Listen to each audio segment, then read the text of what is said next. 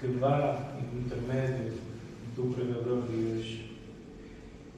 Que a palavra seja plena, fiel, totalmente fiel, segundo a sua palavra, segundo as Escrituras. Nos possam aproximar mais ao Senhor e também a nós mesmos, uns aos outros, em comunidade, pois nós somos a Igreja de Cristo, somos o corpo de Cristo, onde Cristo é a cabeça.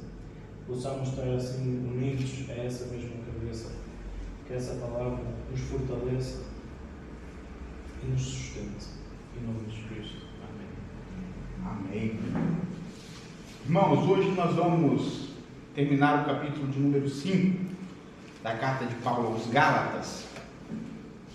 Estamos terminamos hoje o capítulo de número 5, e a ideia é que no próximo domingo terminemos o capítulo de número 6, encerrando assim Gálatas e partindo para um outro livro a partir do segundo domingo.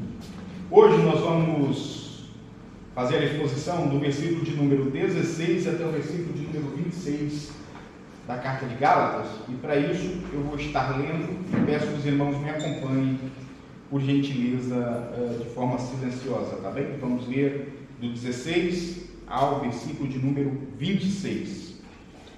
Digo, porém, andai no Espírito e jamais satisfareis as concupiscências da carne, porque a carne milita contra o Espírito e o Espírito contra a carne, porque são opostos entre si, para que não façais o que porventura seja o vosso querer, mas, se sois guiados pelo Espírito, não estáis sobre a lei.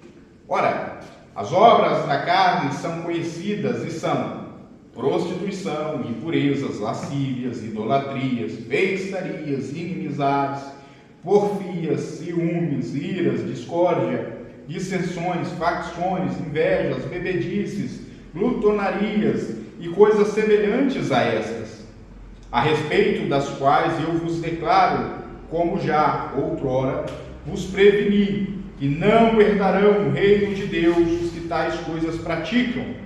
Mas o fruto do Espírito é amor, alegria, paz, longanimidade, benignidade, bondade, fidelidade, mansidão, domínio próprio. Contra estas coisas não há lei. E os que são de Cristo Jesus crucificaram a carne com as suas paixões e concupiscências. Se vivemos no Espírito, andamos também no Espírito. Não nos deixemos possuir de vanglórias, provocando uns aos outros e tendo invejas uns dos outros. Irmãos, eu quero falar com vocês hoje sobre andar no Espírito. Nós temos, nesse pedaço que nós lemos, Paulo dividindo esse texto em mais ou menos 3 divisões menores. A primeira delas que nós vamos ler é Paulo falando sobre o andar no Espírito. A vida cristã, ela é como o fruto da obra do Espírito Santo em oposição à própria carne. O cristão verdadeiro, ele é chamado a viver guiado pelo Espírito do Senhor. E isso evidencia o fruto espiritual e nos faz rejeitar as obras da carne, como sinal da nossa santificação, da nossa regeneração que ocorreu na morte de Cristo. Nós somos então chamados à vida no Espírito. Nós lemos isso em Gálatas capítulo 5, versículo 16. Digo, porém, andais no Espírito e jamais satisfaceis as concupiscências da carne.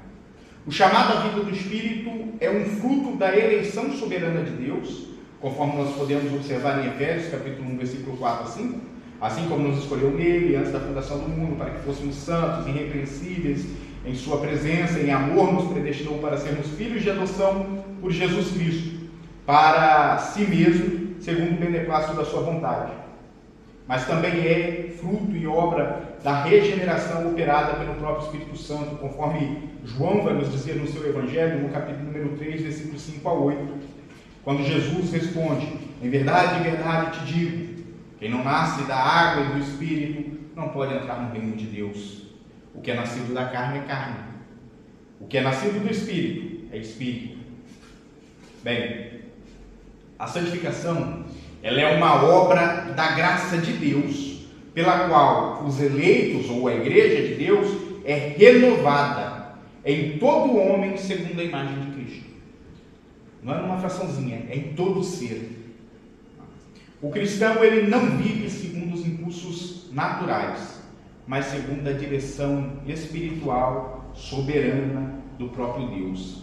E isso não é opcional para nós. Isso é a essência da caminhada da vida cristã. Nós, como frutos dessa caminhada, deste processo, expressamos o fruto do Espírito. E há algumas evidências deste fruto que ocorrem na vida do cristão. Paulo, aqui no texto que nós lemos, Gálatas capítulo 5, versículo 22 a 23, mostra que o fruto do Espírito é alegria, amor, paz, longanimidade e diversos outros adjetivos, diversas outras expressões deste fruto. O fruto do Espírito é a evidência visível de uma presença de Cristo no crente. A presença de Cristo é invisível, a não ser que manifeste o fruto do Espírito. Ele não é produzido pela carne, mas por uma união que ocorre entre Cristo e o homem. João vai falar sobre isso no capítulo 15, no versículo 5. Essa união só é possível através de uma santificação progressiva. E o fruto espiritual cresce à medida que o cristão é mortificado por esse processo de santificação. Então, ninguém nasce, espiritualmente falando, ao se converter, ninguém vai manifestar com toda a força os frutos. E isso é importante dizer para que o cristão ele não fique afoito em ver, ouvir e observar na vida dos outros irmãos o que parece ser uma, entre aspas, aí, manifestação maior da vida cristã. Não. Os frutos, eles vão fortalecendo na vida do cristão à medida que o velho homem vai sendo mortificado, à medida que o processo de santificação vai aumentando, a evidência visível dos frutos também. A santificação, então, glória a Deus por isso. O fruto do Espírito, como consequência desse processo de santificação, não é uma decoração externa, mas é a seiva da vida divina fluindo no coração regenerado. Percebe? Não adianta a árvore estar exuberante com belas folhagens se o interior não estiver vivo. É o que Cristo diz nos evangelhos sinóticos, no tocante aos fariseus, então, olha, são similares a sepulcros caiados, né? São sepulcros muito bonitos por fora, mas por dentro é febre. Por quê? Porque o visível era bonito, mas o interior carecia do Espírito. Este processo, este fruto, vai nos levar à rejeição das obras da carne. É o que Paulo descreve no capítulo 5, do versículo 19 ao versículo 21. Ora, as obras da carne são conhecidas. E aí ele vai trazer todas as obras da carne conhecidas, não é? A mortificação do pecado, ela é parte da santificação. O crente, ele não apenas vai evitar o pecado, mas ele vai odiá-lo e combatê-lo. Romanos 8:13 vai falar sobre isso. Embora o pecado permaneça em nós, somos pecadores, ele é enfraquecido e combatido continuamente pela presença do Espírito Santo em nossas vidas. Então, apesar de sermos pecadores e de pecarmos, nós abominamos o pecado e lutamos fortemente contra ele, para que ele não se torne parte ativa da nossa vida, da nossa jornada. Bem, a rejeição das obras da carne não é uma perfeição moral, mas uma luta constante que é evidencializada pelo Espírito. Quanto mais nós nos aproximamos quanto mais nós levamos a nossa mente até o Senhor com convicção, ou seja, quanto mais nós conhecemos de Deus, mais nós vamos reconhecer e abominar e lutar contra essas obras da carne que Paulo manifesta aqui, nos deixa registrado. Como sinal da regeneração e da santificação, nós temos o novo nascimento, que é a raiz da nova vida. Sem regeneração não há fruto espiritual. Sem regeneração não há evidência de um novo nascimento. São processos diferentes. Já a santificação é o crescimento após o novo nascimento. A regeneração é o ato de nascer de novo. E a santificação é o crescimento. É o avanço desse conhecimento com o Senhor. O crescimento em santidade é a evidência de que o crente está sendo conformado, moldado à imagem de Cristo. A árvore que Deus planta, ela consequentemente vai dar frutos. Se ela não der frutos, é sinal de que não está enraizada. Não foi Deus que plantou. O verdadeiro cristão não vive segundo a carne, mas segundo o Espírito. E o fruto espiritual é a evidência da obra de Deus no nosso coração. A rejeição do pecado é o sinal de vida, não de perfeição, mas de luta, de batalha, de vida constante aos pés do Senhor. A vida guiada pelo Espírito é marcada no meio da sociedade como sendo características únicas dos cristãos. Romanos 8,14 diz: porque todos os que são guiados pelo Espírito de Deus são filhos de Deus. A guerra espiritual existe. Ela é visível. Mas não é como o povo pensa. O povo pensa num teor de guerra espiritual do diabo batalhando contra Deus. Isso não existe. Isso não existe. O diabo não está batalhando contra Deus. O diabo está vencido por Deus. A guerra espiritual, ela existe no tocante da nossa carne, do velho homem, batalhar internamente contra o Espírito que habita em nós agora, o Espírito de Deus. Ou seja, da carne contra o Espírito. E Paulo vai deixar isso registrado no versículo 16 ao versículo 18. O versículo 16 diz: digo, porém, andai no Espírito, e jamais satisfareis as concupiscências da carne. O apóstolo Paulo nos apresenta uma ordem imperativa. Andai no Espírito. É uma ordem. Não é uma sugestão. Não é um conselho, mas um chamado à obediência. A vida cristã não é vivida na força da carne, mas na dependência do Espírito. O homem, em seu estado natural, ele está totalmente indisposto. Ele é incapaz. Ele é oposto a tudo que é bom e provém de Deus. Isso significa que sem o Espírito nós estamos escravizados na carne. A carne, ela não é apenas o corpo físico, não é só a matéria. Quando nós falamos de carne, nós estamos falando de toda a natureza caída, corrompida pelo pecado original. A carne é como se fosse um tirano, um governante muito mau. Mas o Espírito é um rei gracioso. Quem segue o Espírito, de fato é livre. Em resumo, a carne exige uma obediência, mas o Espírito vai oferecendo desde o princípio libertação. A depravação total do homem apresentada na Bíblia nos ensina que sem o Espírito nós estamos escravizados da carne. A vida cristã, ela não é neutra, como as pessoas pensam. Não é possível escolher características ou quando e onde ser cristão ou não ser, expressar ou não testemunho. A vida cristã, ela é uma batalha contínua. O crente é um tipo de soldado que ele está no meio de um conflito entre dois exércitos ativos. De um lado nós temos o Espírito militando contra as obras da carne, do outro lado nós temos a carne que é inimiga e milita contra o Espírito Santo.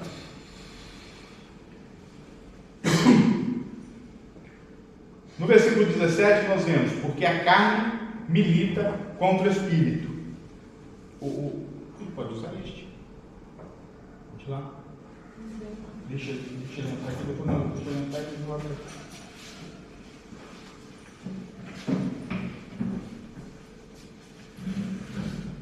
Porque a carne milita contra o Espírito e o Espírito contra a carne, no versículo 17. Aqui Paulo descreve uma verdadeira guerra, uma batalha. Mas não é uma guerra externa, é uma batalha que ocorre dentro do coração do homem. A carne deseja o que é contra Deus, ao tempo que o Espírito deseja o que é santo. Isso gera uma oposição contínua e intensa dentro do homem. E qual que é o antídoto para isso? A salvação. Uma obra operada pela graça, pela qual o pecado é enfraquecido e o novo homem é fortalecido no Espírito. Então, não se surpreenda se dentro de você estiver uma luta constante. Essa luta é sinal de vida espiritual. Não é uma derrota.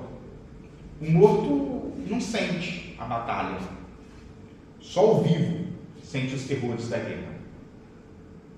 O crente, como eu disse, é como um campo de batalha, onde dois exércitos vão se enfrentar constantemente. Mas a gente tem que se animar, porque o Espírito nunca perdeu uma batalha. No versículo 18 está escrito: mas, se sois guiados pelo Espírito, não estáis sobre a lei. Paulo nos lembra que a vida ela deve ser vivida de forma a ser guiada pelo Espírito. E isso não é legalista, mas é graça, é gracioso. O Espírito nos conduz à obediência, não por imposição, mas por transformação. A lei revela o pecado.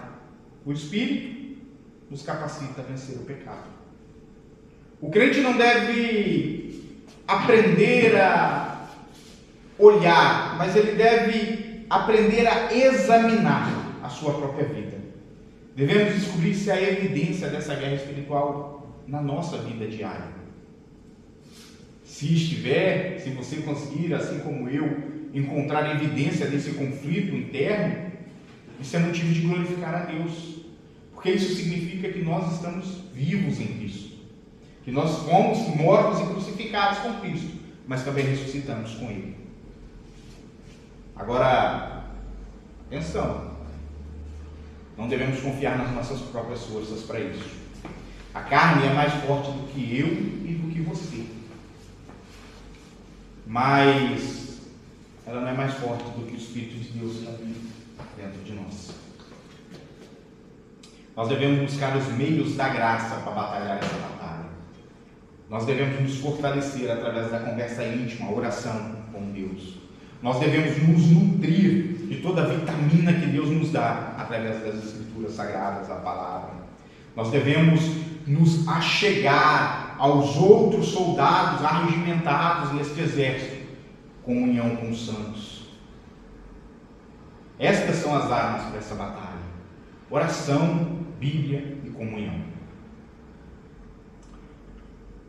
Do versículo 19 ao versículo 21, Paulo parte para uma segunda narrativa dentro do mesmo texto. Ele vai falar sobre as obras da carne. As obras da carne são conhecidas. É assim que ele abre essa parte no versículo 19. Paulo não deixa espaço para ambiguidade aqui, para dúvida. Ele diz, olha, são conhecidas, são evidentes, são visíveis. Elas não estão escondidas como frutos naturais, mas elas são evidências tangíveis do coração não regenerado. O apóstolo apresenta uma lista intensa, grande, sobre estas obras da carne, mas para que nós possamos compreender, eu subdividi elas em 3 categorias. A primeira categoria são os pecados sensuais, que é apresentado como adultério, fornicação, impureza e lascívia. Estes pecados são contra o corpo. Esses pecados profanam diretamente o templo do Espírito. Nós vivemos uma cultura que glorifica o prazer. Vivemos uma cultura que vai nos direcionar sempre ao hedonismo, ao satisfazer as nossas vontades o mais rápido possível.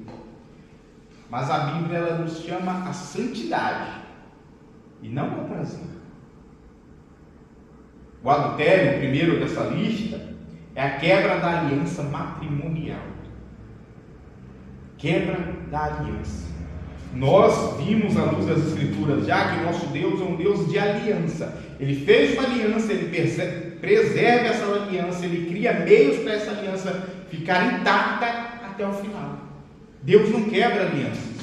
E é por isso que o adultério é tão terrível aos olhos do Senhor, que é a quebra de uma aliança. A fornicação, que é o segundo, são as imoralidades sexuais fora do casamento. Deus, quando nós vemos sobre a glória de Deus, sobre a vontade de Deus, a Bíblia nos apresenta que Deus não divide a sua glória com ninguém. Deus não aceita que a sua nação, tanto no Antigo Testamento como no Novo Testamento, que os salvos busquem fora dele outros meios de alcançar a salvação. Certo? Pronto. Assim como ele não permite, não tolera que uma só carne se divida e busque fora desta união a satisfação própria. Nós temos a impureza, que são os pensamentos e desejos corrompidos, e por fim a lascívia, o comportamento indecente e provocativo. E a lascívia talvez seja desses daqui a que deveria ser tida com mais cuidado, porque é através da lascívia que todos os outros ocorrem. A lascívia é como se fosse uma condução para todos os outros. O vestir-se indecentemente, o agir de forma provocativa, tanto para homem como para mulher, acaba por levar a uma impureza de pensamentos, a um desejo intenso que pode culminar numa fornicação ou num adultério. A impureza, segundo John Orwell, é o perfume da morte espiritual. Depois de dar essa lista de pecados sensuais, Paulo adentra nos pecados religiosos. E aí ele nos apresenta dois: a idolatria e a feitiçaria. Esses pecados são feitos diretamente contra a santidade de Deus. Idolatria não é apenas adorar imagens, mas colocar qualquer coisa no centro, no lugar onde Deus deveria estar. Dinheiro, sucesso, relacionamentos, filhos, matrimônio, qualquer coisa que seja posto acima de Deus se torna idolatria. A idolatria é a substituição do Criador pela criação. E a feitiçaria? A feitiçaria é a tentativa de manipular a criação sem a submissão do Senhor. A feitiçaria é a tentativa de obter o que se tem fora das vontades permissivas do Deus. Por isso é totalmente depravado aos olhos do Senhor. A idolatria é uma traição espiritual e a feitiçaria é uma rebelião contra a soberania divina. Depois dos religiosos, dos pecados religiosos, Paulo vai apresentar uma longa lista de pecados sociais, inimizades, contendas, ciúmes, iras, discórdia, dissensões, facções, invejas, homicídios, bebedices e glutonarias. Eles são pecados que destroem a comunhão. Os primeiros destroem o corpo. Os segundos são afrontas diretas à santidade de Deus. E estes destroem a comunhão.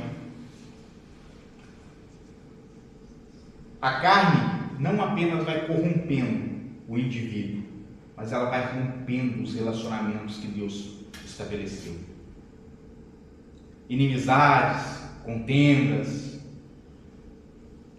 vão levando o espírito a se tornar cada vez mais rebelde contra o Pai. Ciúmes, invejas, são insatisfações com o que Deus nos deu. A providência de Deus, através da sua providência, Deus nos deu tudo o que precisamos. Quando temos ciúmes ou sentimos invejas, nós estamos insatisfeitos com o que Deus nos deu. Nós estamos dizendo que o que Deus nos deu não é suficiente. Iras, dissensões, são explosões emocionais que levam a uma divisão, que levam a uma afronta. Bebedice e glutonaria são vícios que escravizam. A gente fala muito contra outros vícios que não são aceitos pela sociedade, mas constantemente nós vemos cristãos a exaltar alguns desses vícios aqui. Crente não bebe, mas come, que é uma beleza. Com coisa que fosse menos pecado comer do que beber. o excesso, o comer de forma a manifestar a gula, o beber de forma a embriagar-se, ambos são pecados aos olhos do Senhor. Ambos são pecados aos olhos do Senhor.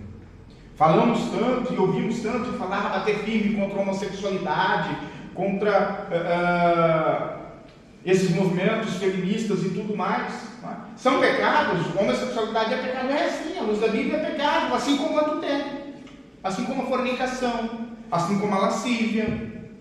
Então, um não abole o outro, são pecados, e devem ser tratados como pecados.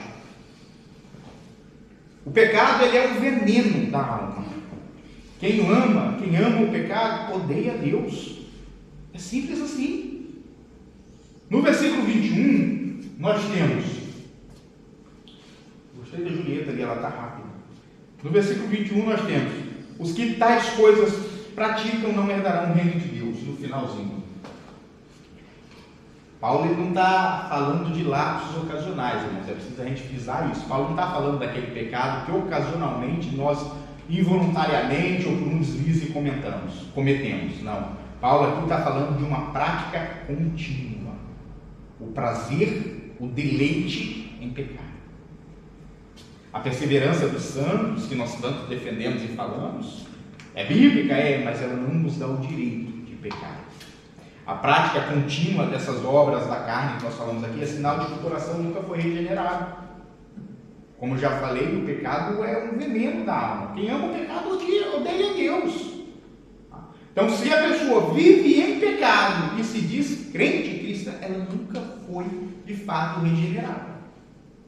Devemos nos lembrar que, quando nos deparamos com isso, devemos nos lembrar que no meio do povo de Deus, no meio do trigo, vai crescer o joio. Regeneração produz frutos do Espírito, não obras da carne. A santificação é evidência de uma salvação, ela não é perfeição. Então vamos lá. O regenerado, o homem que nasceu de novo, ele vai produzir frutos do Espírito.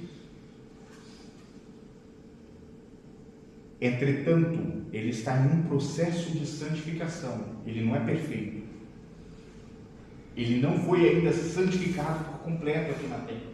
Ele está em um processo de santificação. Neste processo, ele vai tropeçar, ele vai cair, ele vai dar com a cara na parede. Percebem o que eu quero dizer? Então, nesse processo, nós ainda seremos lembrados, como nós falamos ontem em Ponte de Lima, né? ainda teremos sendo lançados contra nós dados acusatórios. Aquele pecado que nós já deixamos para trás vai tornar a aparecer nas nossas frentes. Mas calma, que nós estamos neste processo ainda. Agora, antes de irmos para a parte final da pregação, vamos examinar as nossas vidas rapidinho. Será que nós, ao passarmos um raio-x, se eu passar um raio-x na minha vida e vocês na de vocês, será que nós vamos encontrar algumas práticas que podem refletir obras da carne? Porque se sim, nós temos que nos arrepender. Nós não devemos banalizar o pecado, achando que é só um pecadinho. É um pecadinho menor, é um diabinho menor. Não, irmãos. O pecado ele é mortal, ele não é trivial. O salário do pecado é a morte. Outra passagem diz que toda alma que pecar, esta morrerá. O pecado ele é letal. A graça que salva, ela é a mesma graça que transforma.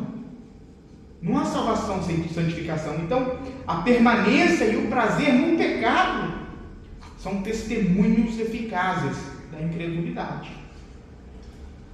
O não arrepender-se é testemunho da incredulidade, do não nascer de novo. Por fim, do versículo 22 ao versículo 26, Paulo vai trazer o fruto do Espírito, no singular, como evidência da nova vida. Versículo 22 diz: mas o fruto do Espírito é amor, alegria, paz e séria lista. Né? Note que Paulo aqui usa o singular, fruto, e não frutos. O fruto do Espírito é um só. Todas essas virtudes que Paulo apresenta aqui, elas são manifestações da mesma obra, ou do mesmo fruto. Que fruto é esse? A presença do Espírito Santo no coração do regenerado. Este é o fruto. É a presença de Deus em mim e você. Essa lista que Paulo apresenta aqui são qualidades que cultivamos pela presença do Espírito Santo. São evidências da nova natureza de Cristo que habita em nós. A santificação, ela é progressiva, como nós já vimos. Ela é operada pelo Espírito Santo, evidencializada pelo fruto do Espírito, mas ela é progressiva, ela avança com o passar do tempo. Vamos explorar rapidamente alguns desses frutos? Rapidinho. Paulo abre falando de amor. Um amor ágape, sacrificial, que busca o bem do outro, sem esperar retorno. Não é aquele amor para alcançarmos alguma coisa. É o amor que, apesar de, amamos. A seguir vem a alegria, que é um gozo espiritual que independe das circunstâncias, que vai além do estarmos em um ambiente que nos leva para baixo, mas mesmo assim estamos alegres no Senhor. Paz, aquela tranquilidade interior que nos conduz a uma reconciliação com Deus e com o próximo. A dona longanimidade, aquela paciência diante da provocação, aquela resistência ao desânimo. Essa é difícil, né, Vitor? E a benignidade, uma atitude gentil, compassiva, cheia de graça, no meio da tormenta do inferno que é o ser humano nos dias atuais. Bondade, aquela integridade moral, o desejo de fazer o bem sem olhar a quem. Fidelidade, lealdade com Deus, aos compromissos espirituais e ao próximo. E quanto àquela força sobre controle, a mansidão, aquela força que é humilhada diante de Deus e dos homens. O domínio próprio, então, o autocontrole, especialmente sobre os desejos da carne. O fruto do Espírito é o caráter de Cristo sendo produzido em nós. No versículo 25 nós vemos: se vivemos no Espírito, andemos também no Espírito. O crente, ele deve, por fim, cultivar esses frutos por meio da graça. Já falamos de palavra, oração, sacramentos, comunhão dos santos. Deve rejeitar a vanglória própria, a provocação e a inveja. Deve viver como quem foi crucificado com Cristo, igual Paulo diz em Gálatas, capítulo 2, versículo 20. A vitória sobre a carne, ela só ocorre diante da crucificação. Os que são de Cristo, Jesus, crucificaram a carne, com as suas paixões e concupiscências, no versículo 24. A linguagem da crucificação aqui é profunda, irmãos. Paulo não está falando de um esforço moral, mas de uma realidade espiritual. Os que pertencem a Cristo foram unidos a Ele em sua morte e ressurreição. E isso é o fundamento, o alicerce da santificação. Romanos capítulo 6 e 6 diz: sabendo disso, que foi crucificado com Ele o nosso velho homem, para que o corpo do pecado seja destruído. A santificação envolve a mortificação do pecado e a vida na graça. A cruz, ela não é apenas o lugar onde Cristo morreu por nós, mas ela é o lugar também onde nós morremos por Ele, segundo Charles Spurgeon. Mortificação da carne, ou seja, a mortificação do velho homem, ela não é uma reforma, Não é um banho de loja no velho homem. É morte, é crucificação. O crente, ele não negocia com o pecado. Ele não tenta passar perfume no pecado para ficar mais cheiroso, mais apresentável. Ele não tenta pentear o cabelo do pecado. Ele mata o pecado. Ele crucifica o pecado em Cristo. Claro que isso não é um ato único, mas um processo contínuo, como nós vemos, já estamos falando. Uma vida de arrependimento e fé é uma vida de mortificação constante do pecado. Todas as paixões e concupiscências, todos os desejos desordenados que dominam o homem natural, todos eles devem ser crucificados. Crucificá-los vai doer. Implica em renúncia extrema, numa entrega total. E será que os homens estão preparados a se entregar totalmente? Por fim, Paulo faz um chamado à coerência. No versículo 25, Paulo diz: se vivemos no Espírito, andemos também no Espírito. A questão é que tem muita gente que diz estar vivendo no Espírito, mas deixa o Espírito dentro da igreja. Deixa o Espírito num cantinho. Não, fica ali um pouquinho que eu vou agora ali resolver outras coisas.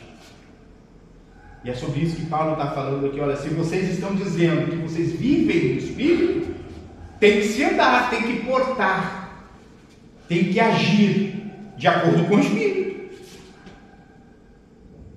Se nós somos vivificados por Ele, pelo Espírito, nós devemos ser guiados pelo Espírito de Deus e não pelo velho homem. A vida cristã não é uma experiência interior, ela é uma caminhada visível. E é uma caminhada longa, não é um tiro de 100 metros, não, é uma maratona de vida inteira. Andar no Espírito é viver em obediência, em comunhão, em independência. Não basta ter o Espírito como hóspede da casa, ele deve ser o Senhor da casa, ele deve ser o dono da casa. A casa aqui somos eu e você. Por fim, no 26, Paulo diz: não nos deixemos possuir de vanglória, provocando uns aos outros, tendo inveja um dos outros. Meus irmãos, a carne ela pode manifestar até coisas espirituais, através da vanglória, da competição, da inveja. Paulo nos lembra que a verdadeira espiritualidade ela é humilde, pacífica e fraternal. Sabe aquela batalha incessante para ver quem canta melhor, quem prega melhor, quem assume tal cargo, quem faz isso, quem deixa de fazer aquilo? Isso dentro do corpo de Cristo, dentro da igreja de Deus, não há espaço para isso. Não há espaço para isso. Deus deu talentos a todos os membros do seu corpo. Uns vão fazer algumas coisas melhores do que outros, mas isso é para a glória de Deus. Não há dentro de toda a igreja de Cristo, a igreja invisível, crentes do presente, passado e futuro, não há um único ser humano que tenha todos os talentos possíveis. Assim como não há nenhum único que não tenha nenhum. O crente deve reafirmar a sua identidade constantemente. Lembre-se, vocês, assim como eu, nós somos de Cristo. A nossa carne, os nossos desejos, as nossas vontades foram crucificadas com Cristo. Nós morremos com Ele, para que pudéssemos também ressuscitar com Ele. Então devemos ter uma vida em coerência. Não apenas professar com a boca, mas andar com o Espírito, rejeitando a vanglória.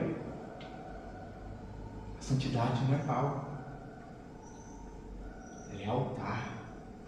E só quem está nesse altar é Deus. O cristão verdadeiro ele é chamado a viver guiado pelo Espírito, nesse capítulo 5 de Gálatas, evidenciando então o fruto do Espírito e rejeitando as obras da carne.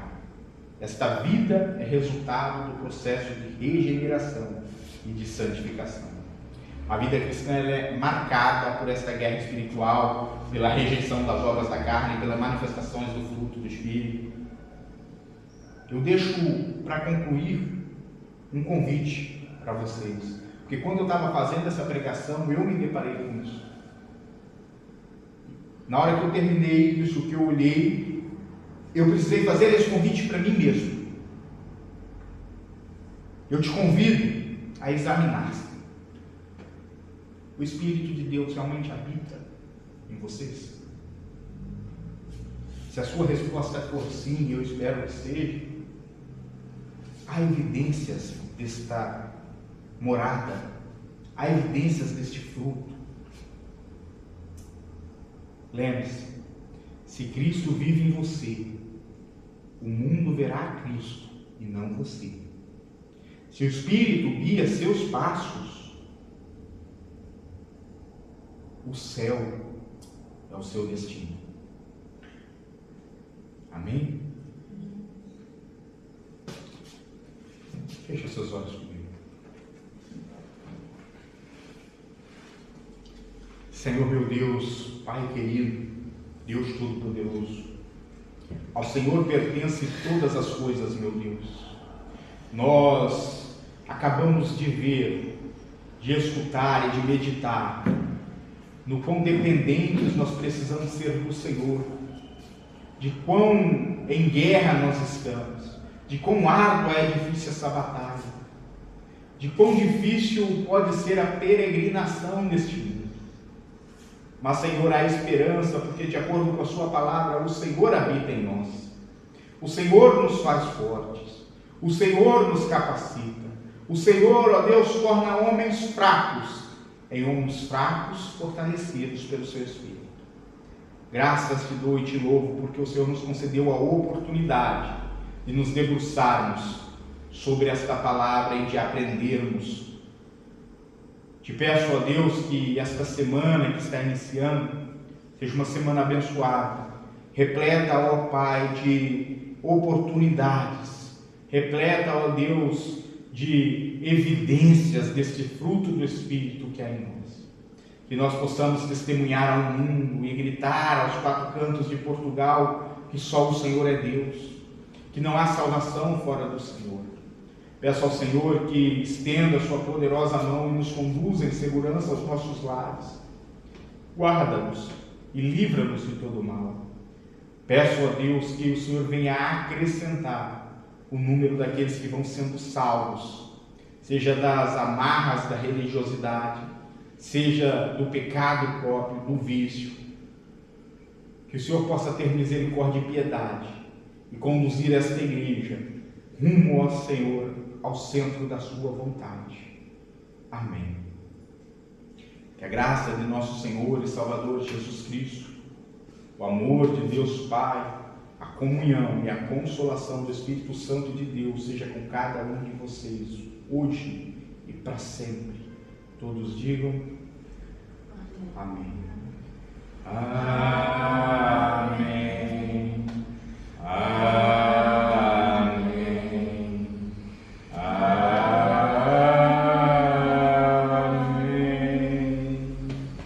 Deus abençoe, meus irmãos.